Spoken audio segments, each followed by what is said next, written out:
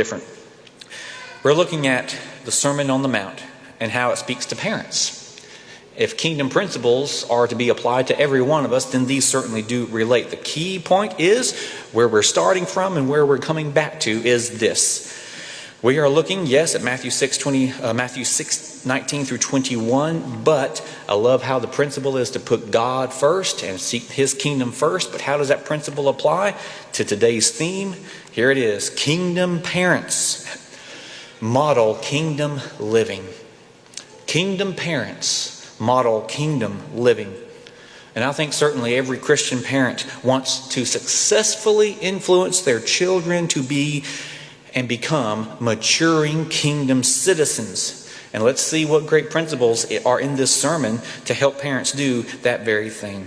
First off, lest we forget who it is all about and who we are to impress, let's keep Christ in the spotlight. Let's keep Christ in the spotlight. If it's not about us. If it's not about us, then the principle applies to parents as well. So your parenting is not the main show. That's a challenge perhaps for some. Lest we get confused, I want to ask this question first and then come back to it. And the question is, how can Jesus' illustrations of vain worship in chapter 6 be a warning to parents right from the start? Good question. I read a book, well, not a book, it's more of an article of 100 common decisions that parents instantly have to make. You can type in those key words and concepts and maybe find the same one I saw. But it's interesting, common decisions that parents make, and most of them are made in just a few seconds. Some take a little bit more time than others, but not surprising, with so many choices to make and options available, there aren't just many opinions, but there's also then much debate over which one to choose. And we're talking far beyond just pros and cons, which one's best, which one's better. When Christians get together, when Christians do what we call moralizing an issue, there can be flat out arguing. If they're not careful, they forget who they represent even in that. And whether it's over a product, whether it's over a method, not simply which one's better, but when they moralize, it's which one's right. And so it's great to see parents, whenever they do care enough to give great focus on every decision to ensure that it's the most beneficial choice made for their family. And that's a key phrase as well. It's great to see parents lovingly, mutually deliberating because advice shared, humbly shared, because they care. Nothing wrong with that. It's a beautiful thing. But the wrong kind of pride can sneak up. Questions. How easy is it for kingdom parents to slip and assume that their reasoning for whatever was best for them, therefore also must be right for others? But Michael, some decisions are right or better. Well, that's not exactly the case in this point. The point is, humility says, look at God. Look at God. Let how I'm living in this regard then also bring honor to Him and hopefully influence you for the best. That's a great perspective. Pride at every turn says, look at me and see how I've reasoned and worked to give me due praise, and then follow me. Take your time, but you can follow me and be right. Question. Is it easy for some parents to let their household leadership be less of a praise to God and more of a competition with others and become a fanfare for themselves? How easy is it? How easy is it for the temptation of parents to pridefully stand on the street corners and broadcast their parenting styles as the superior spiritual righteous way for all others to see? Again, how hard can it be for those parents to see how they are seen by others? If you let me be so frank to say, and this is a principle across the board, but for those who say, look at me, are saying, I not only see myself in competition with you, but I also happen to think that I'm winning the Righteous Parent Award. So if you're still waiting to follow me, I don't know why not. How can Jesus' illustrations of vain worship in chapter 6 be a warning to parents from the start? Simple. As with Christian living, If all good deeds that you do, there's the underlying current, the primary motive to be seen by men and to be acknowledged as right and great and righteous, then those deeds for you are empty and won't bless you eternally. So, key point, humble kingdom parents do not seek the praise of others. But humble kingdom parents certainly want their family's conduct to honor God, so there will be an acknowledgement, a recognition. They will be seen by the good works. They will show, but they're not for show. And the kingdom parents want to attract others to Christ by their family's conduct. Nothing wrong, and it's actually proper.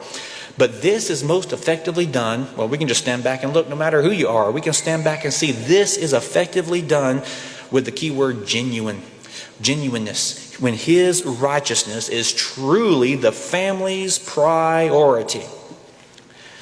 But how many let others and other things get in the way?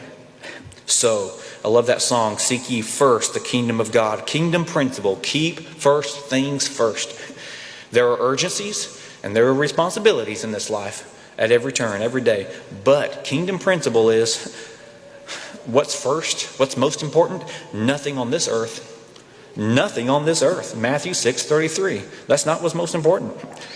This passage, Matthew 6:33, forces us to ask, what will be the guiding factor in my life, in our parenting, in all of our relationships? What will be the spiritual compass to direct our daily steps? Kids learn, and I'll emphasize this point with a few stories today. I tell more stories today than I usually do. Kids learn very quickly what the family prioritizes and what they don't. How do kids learn this? There's an old country song, well, several years ago. Forget the artist, but you know the title, you know the words when I say it. I've been watching you, Dad. That's how I've been learning it. I've been watching you. Isn't that cool? They will structure their own priorities as they grow, but they first see it modeled. Kingdom parents model kingdom living. A parent will likely read Matthew 6:33 and hear Jesus as though saying to him or her, for your kids to prioritize my kingdom too, they must see you doing that very thing in your finances. Do you teach them how to contribute first? It's easier to start that way than to change. Do they see you prioritizing it in your work? Do they see you prioritizing the Lord in your family time, not using that as an excuse not to prioritize the Lord? Do they see you as putting the Lord first, even in your recreation time, to be more effective in the Lord's work? Thinking about all the interesting, emotions that people bring to certain things, I'm going to use an example from one of my preacher friends. I have a friend who preaches, and he loves sports. I jokingly say if it wasn't for his knowledge of the scriptures to preach, he might not know which one's most important. I'm just joking on that because he loves sports, but he preaches, he knows. And he calls little league games through the week. He's a coach and umpire and all that stuff. And he says the kids are great. The kids are so well behaved most of the time. But he can't always say the same about the parents who overly prioritize sports for their kids, and some who, frankly, he says, can't help but discern from their behavior and their words how they make out everything to be the most important thing in this world, in this game, as though tomorrow's Super Bowl and NBA trophy will be determined by whether or not their 7-year-old makes the winning play in tonight's home game behind the post office. And he says the kids are fine, but the parents' hopes and dreams are crushed whenever a call is legitimately made against their child's team. Life is over. There's no hope for the future. He says some of them really need to hear his lessons on Sunday to prioritize what's most important here. Sports are good. I jokingly say they keep a lot of people busy doing good things. But I was the type of person that I just had my skateboard, and before it was technically acknowledged a sport, I love it before it was cool, right? Love my skateboard, that's enough for me. But practices and games, I'm on the other extreme. He says practices and games can easily overfill the calendar. And, quote, since they have currently and culturally taken precedence over traditionally standard times for Bible studies, they've been the perfect illustration to ask, what are we putting first? That's why you hear preachers talk against sports so much, is because people have prioritized it in some cases, and God knows our heart, but have we been fooling ourselves? In my home, I'm going to go to the opposite extreme. My home, I was different. Some of you want to know more about me, and I'm thinking you might not want to, but I want to share a few things. In my home, I was the opposite scenario. I remember in the 3rd grade, it was the 3rd grade, just before school was dismissed that day, that the announcement came over the speakers that anyone who was interested in playing baseball for the school that year, just sign up and see this table on the way out. And I thought, why not? Whatever. And it really wasn't the sport that I was interested in. I thought for a while I wanted to be identified by something, be a part of something. And I understand that's a key factor. So I stood in line to put my name on the interested line. When I got up to the table, I was told certain things. I was told the practice days. I was told the times of those practices and how often they would be. I also heard the limit of practices that one could miss and still be on the team. That's when I just gave up. I don't remember telling my parents any of this, but my young mind did the math. I knew that my absences sometimes on Sunday afternoons, if I couldn't guarantee when the practice would be over, and especially on Wednesdays, would exceed the limit. I just knew that. So would my parents have negotiated an arrangement if I had told them? Probably. The people and situations there at the time, good time and place, good community. But at that age, here's the point I'm emphasizing. I knew what schedule was prioritized. I didn't have to ask my parents. I have no doubt, and here's the key that you'll learn a lot more about me. If I had possessed enough interest to play a sport like that at that age, my parents probably would have worked something out. I have no doubt. But I also have no doubt that they would have made 100% sure and certain that through it all, spiritual training did not set out on the bench, but stay on the field. Church fellowship, church studies, biblical studies would be the priority and would be prioritized without question. But someone would say, but Michael, your dad was the preacher. That's not a countering point. That's my point. Exactly. My point exactly. You've met my loving parents. There's no way they would have allowed my conscious choice, or let me rephrase this, there's no doubt way they would have consciously let my mere preference distract from the family's priority. And frankly, I'm thankful. I'm glad.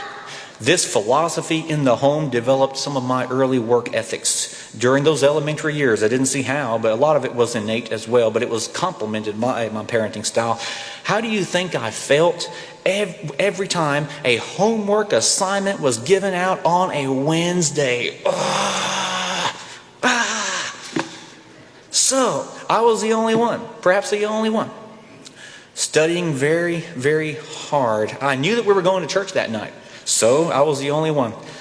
Probably studying in the cafeteria. Oh yeah. At recess, I was the one that the teachers would say, go play. I was like, I'm having fun. I'm getting this done. And on the bus, going home, in the back seat of the car as we were being driven to the services that night, finishing that homework. I innately always cared about making A's. But I didn't have to worry if my world would crumble if I ever made a B. In this situation, the obvious rule was do your best. You can only feel guilty if you don't do your best. So do your best and then rejoice, praise God for whatever the results are. But my youthful mind compared the two important things, and that is, if on Wednesdays my homework just might not get done, then oh well, no problem. Teachers may not share that sentiment, and I know that studies get incrementally more important to your life as you advance, but still, oh well, My I know this is third grade. My third grade mind here, here's the key point. I knew at that age that my family is going to Bible class on Wednesdays. How did I know that? I didn't have to ask. I confess a little humor to this though. Even kids learn what they call life hacks. I innately preferred to get everything done so that I could enjoy the rest of my time in peace. No pressure, no tension, no anxiety.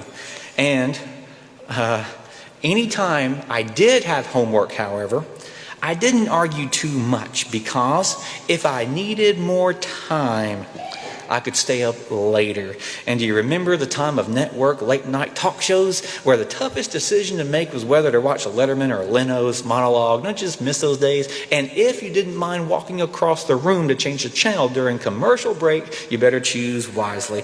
Those were the days. But anyway, we structure our lives around what we know is prioritized and what we preference. Sometimes what we preference is what we prioritize, and it's not the right order of hierarchy. So the model in my home taught me, I think, what is principally the best, what is principalized true. And it's different for everyone, I know, but being the opposite end of the spectrum, that helps you put in a balance point. Most of you are average normal. Obviously, I'm not.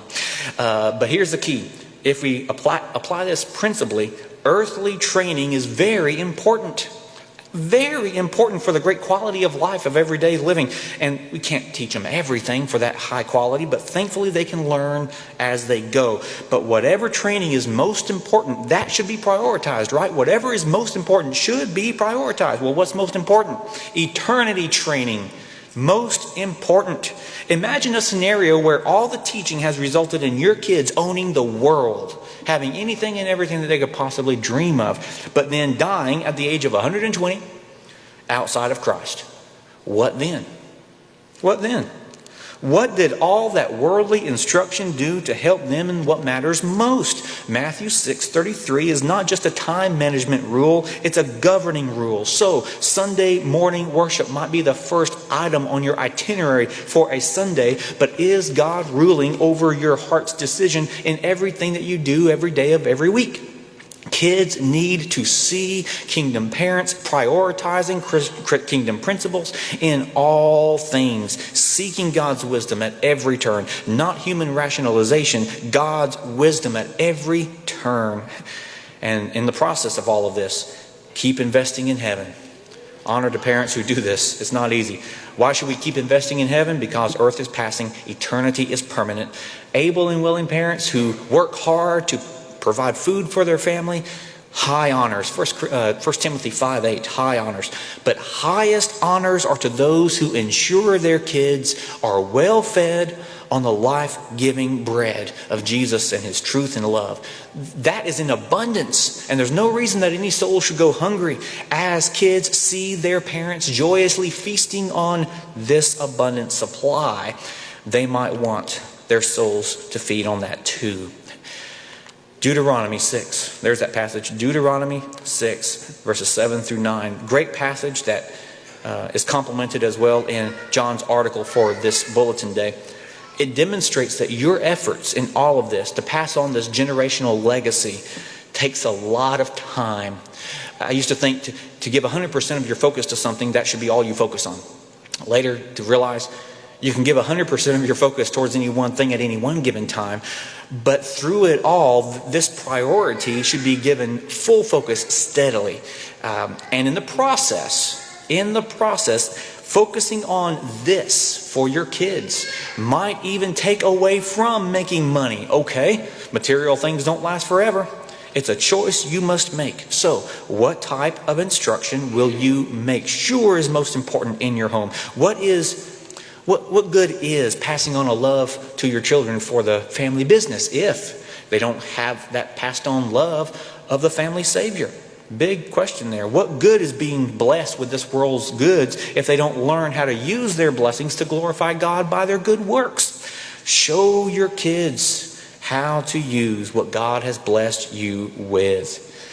Let them learn from your example, please, how not to be selfish, but rather to show trust in God and to be thankful and generous and benevolent towards others. 1 Timothy 6, 2 Corinthians 8. let them learn from you. What are the things that we are to give them? Give them the blessings of the things that will last forever. Prayer, eternal blessings, that is. The blessings of prayer and teaching and praise to God and serving others. Pass on to those kids things that will last and benefit them forever. Treasures of heaven, knowledge of God's word, love for God. With all this to think about, I can sometimes step back and imagine how overwhelming this would be if you look at the whole of future as if you've got to start right now and successfully carry it out. Thankfully, that's why time is stretched out like a rubber band, one day at a time. But don't get so overwhelmed that you forget the present. Keep focus on the present. A good quote: "The burden of all tomorrows is too heavy for any one single today." The burden of all tomorrows too heavy for any one today. To conclude this lesson, in the process of being more illustrative, I want to share another story. And this one I can't relate to. I bought a few books about a year ago from a Christian preacher who he writes a lot of books on families. And I'm reading some of them here and there as I go, certainly for days like this. He tells a story that I'm going to make sure you know it's his story and not mine. But I'm borrowing this, and he has done a great job. He says, my friend writes, "How many times do kids think parents have flown off the handle and overreacted to some small, ignorant mistake, blown all out of proportion by telling stories of the worst, most dreadful, ultimate end if they continue down the path that the minor mistake could lead to?"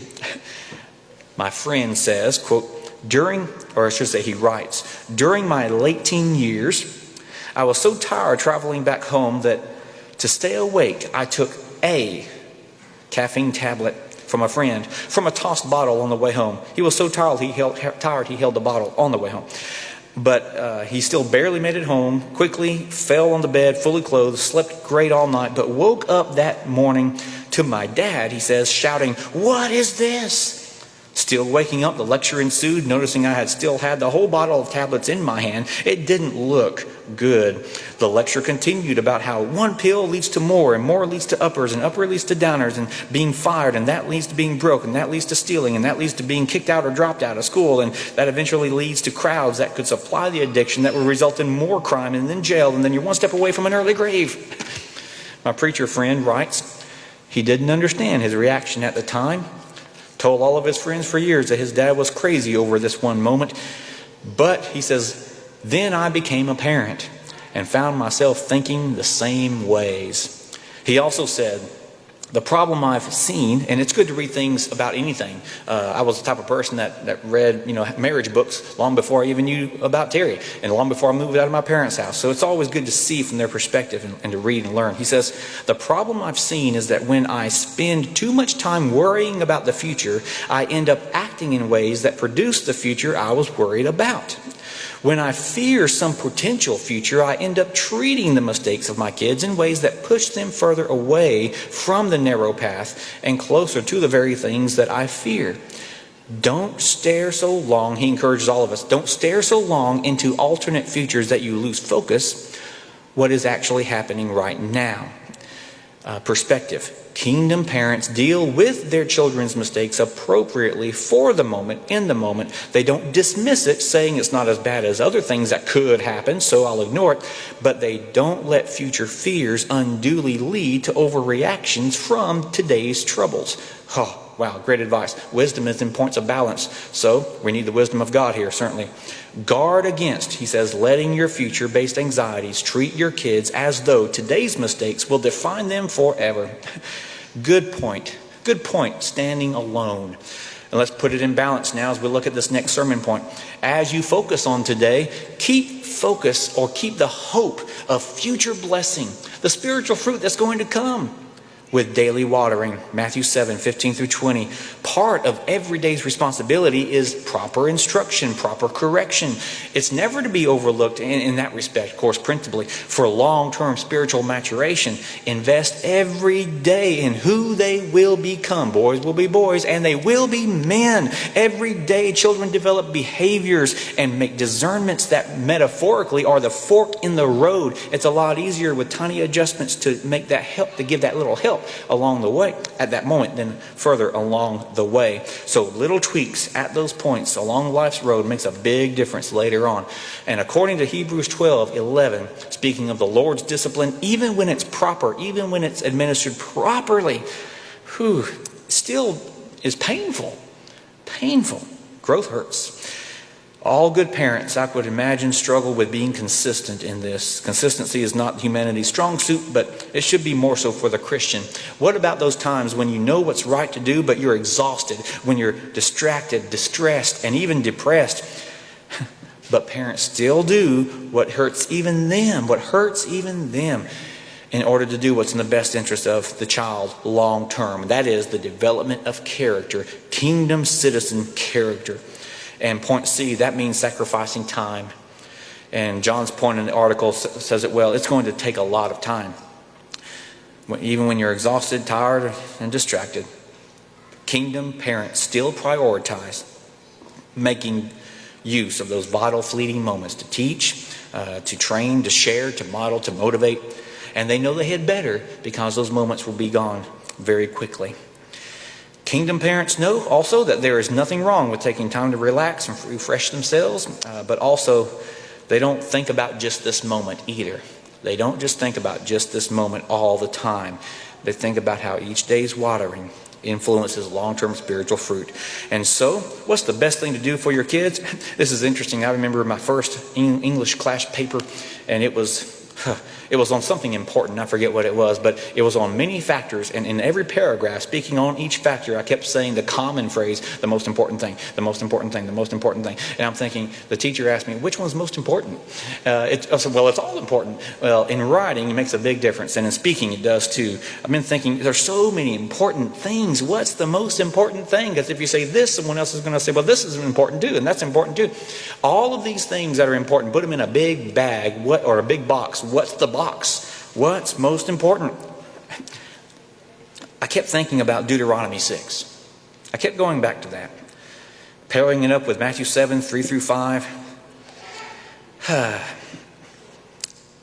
When parents read this portion of the Sermon on the Mount, I think that they can remember it even more easily, perhaps not more easily, but equally easily, with John Maxwell's quote. And he says this, keep working on yourself first. That's the principle. Keep working on yourself first, because you teach what you know, you reproduce what you are. No wonder we're told to live out the Sermon on the Mount. Not just know it, live it. One person's follow-up to this says, why is it that my kids pick up on the worst parts of me so much more readily than the best parts? Wow. What is the most important thing you can do? You can't give what you don't have. You're not ignoring other people, but you had better make sure to focus on your spiritual walk. You've got to keep improving, working on yourself, practicing the principles of all things rooted in your own love for God more than anything else. Love Him with your all, Deuteronomy 6. This is it, a love for God, and how it then affects your relationships with everything else and everyone else. You reproduce what you are. What are you? In your parenting, make what you know, how you live. Let your kids see the Sermon on the Mount in everything you do. Keep practicing this sermon. Christ is your compass. His righteousness is your roadmap. And honor to those who are doing their best. Very important job you have. I can only imagine all the parents, all Christians want to influence their kids and everyone in their family and everyone that they know about the love of Christ. We give our loved ones what's called the kingdom advantage when we are living the kingdom life. We give them that advantage. Let them see the blessings that you come. You need to practice this regardless of what others do, but you give them the advantage. It's not easy with the world that misrepresents Christ at every turn, but they sure need to see that example in you. You have to take care of your own soul. And in the process, you have to do your best influencing others to live for Christ. The question is, are we doing our best? Live the kingdom life modeling his righteousness. Jesus practiced the golden rule for you, and the golden rule practiced in parenting is, I will do what's best for you. And keep working on your spiritual life. Keep having long-term spiritual interest for your kids, and that gives a perspective for every moment.